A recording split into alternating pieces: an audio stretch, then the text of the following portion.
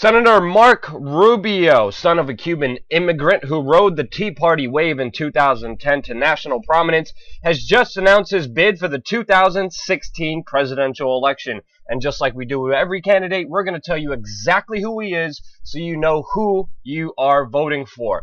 Now, Marco Rubio rode in on the Tea Party wave, but, of course, many people in the Tea Party were influenced by other people like the Koch brothers. And a lot of money was sent their way, and their policies changed from freedom to being a complete and utter neocon corporate globalist whore. And we see that with the progression of Rubio as a senator. Now, Marco Rubio has an interventionist foreign policy now. See, the Tea Party was about freedom, it's about isolationism, was about liberation, and not about foreign aggressions. It's about standing your ground. But now Marco Rubio is standing on the forefront of us being the world global power and bombing people to spread democracy, continuing the same fallacies that have hindered this country for many, many years. Now, Marco Rubio, in a speech to the corporate sellout globalist elite Council on Foreign Relations, even said himself that the United States needs to prepare themselves with war with Iran. What? Huh? It gets worse. It gets a lot worse. Marco Rubio also calls for the U.S. to strike Iran. He calls for unilateral military solution when it comes to the Iran situation.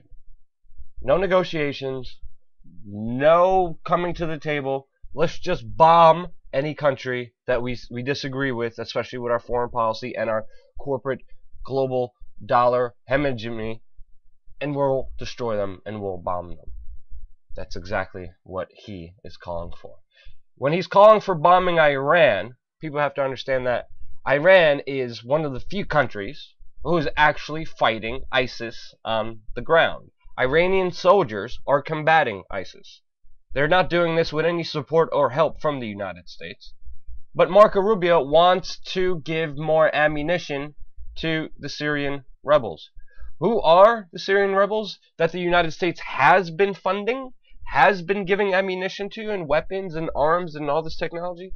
It comes out that it all goes into the hands of ISIS, and that's why Iraqi generals, Iraqi soldiers are finding Israeli and American military equipment when they're defeating ISIS on the ground. When ISIS retreats, they find American hardware on the ground. And Marco Rubio wants to enforce ISIS, give them more money. I mean, it's a very well-known fact. We covered this on our YouTube channel for many times. It's documented. Syrian rebels are ISIS. They're al-Nusra. They're al-Qaeda. They're all one radical Islamic huge terrorist organization that's trying to get rid of Assad because Assad is against U.S. foreign policy and against the U.S. dollar hegemony. We all know this. He wants to bomb Iran and prepare the American people to bomb Iran, the one country that's fighting this international criminal terrorist organization, ISIS. Meanwhile, he wants to fund ISIS and continue this fake war on terror that we've been involved in since 9/11. And of course, that's why he says George W. Bush did a fantastic job as president. Yes, the Iraq war, the Afghanistan war, the banker bailouts, his failed foreign policy and domestic policy that eroded national sovereignty and freedom is great. That's why he's given speeches at globalist think tanks like the Council on Foreign Relations that really run our foreign policy by the corporate globalist elites. It's all admitted throughout history, even by the Council on Foreign Relations, that makes bold statements about how they want to erode national sovereignty, get rid of personal freedoms. And that's why Marco Rubio is aligning himself, especially after getting all that Koch money, with the neoconservatives. And of course, if you're a neocon, you have to support Israel. And that's why Marco Rubio, in a public speech on the Senate floor, talks about how Israel needs more funding, more help, and it should be a priority to the United States like it's not already, with the U.S. sending billions of dollars to Israel every single year.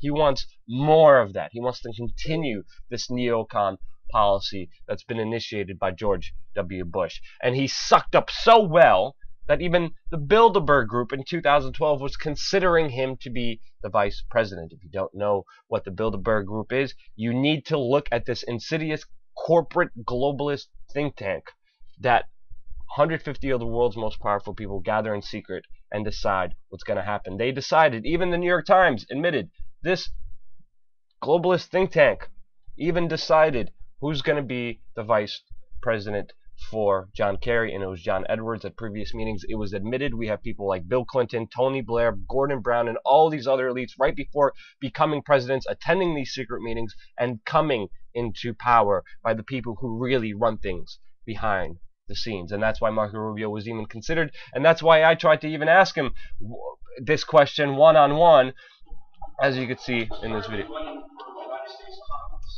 What are your thoughts on the Bilderberg Group and the speculation that they may choose you to be VP? We're just asking a question.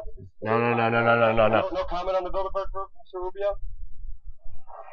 And then again, I ended up asking him that question about 4 or 5 times throughout the day. I didn't, take no for an answer. And of course, no. And his security guards are all around him, as you can see. Definitely watch this video. It's going to be in the description below with all the sources in this video. I demanded an answer from Marco Rubio, and of course he was put on the spot and ran away like a little coward because he cannot talk honestly and openly about what's really happening behind the scenes, and it's all really a big game. And not only is he just a total neocon, but he also does not believe in personal freedoms in the United States, not only with its foreign policy, but it was domestic policy, because he says the NSA spying is no big deal. It's a fact of life, and we should accept the NSA taking photos, sexed photos, naked photos of ourselves, and then trading them within the office. This is what the NSA does. This is what Edward Snowden leaked. They have your dick pics. They have all your private images. They spy on every little detail of your life and collect it in a huge database, and they are trying to create a God power where they see and hear everything, and they already have it. And Marco Rubio, of course, sees no problem with this in any way, shape, or form. How could he, being the total corporate globalist sellout that he really is? And of course, Marco Rubio doesn't believe in relaxing pot laws in any way, shape, or form, even though pot has helped many people with medical conditions get over their suffering. Of course, he does not believe in personal freedoms. We have to criminalize marijuana so we could throw more people in jail. Total globalist scumbag. If you want to vote for Marco Rubio, you are voting for a neocon, corporate globalist, pro-NSA spying, pro-war, anti-freedom, sellout, douchebag candidate of 2016. All the sources for this video will be in the description below. If you found it informational and helpful, click the like button. Do not forget to subscribe and share this video to get around the YouTube censors, because our subscribers are not even getting these videos. Share it with your friends. Stop the censorship. And most importantly, stay tuned to WeAreChange. We're going to have all the presidential candidates. We already did Hillary Clinton. We already did Rand Paul and Ted Cruz. All the information you need to know about them before coming into the irrelevant voting booth in 2016. Thank you again so much for watching.